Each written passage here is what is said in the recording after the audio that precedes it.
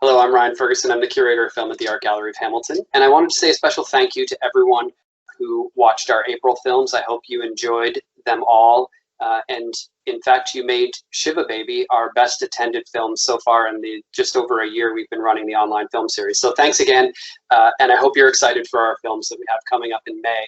I'm here to talk about a couple of those right now. The first, Berlin Alexander Platts, is an adaptation of a famous Weimar era novel out of Germany, originally released in 1929.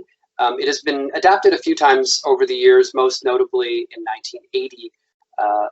Rainer Werner Fassbinder made a 15-and-a-half-hour TV series out of the novel, which has been quite widely seen. But this adaptation takes place in current-day Berlin, adds a bit of a contemporary feel to the primary story in the novel, recasts the main protagonist as an undocumented African refugee who lands in Berlin after a very, very difficult journey and vows to be a good man.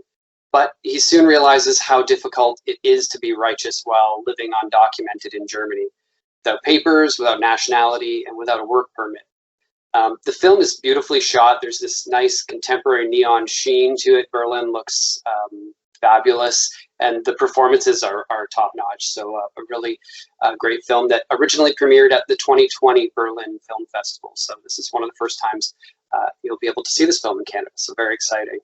And the other film that I'm going to talk about briefly here today is one I'm really excited to be sharing. It's a documentary. It's called Museum Town. It's a documentary about Mass MoCA.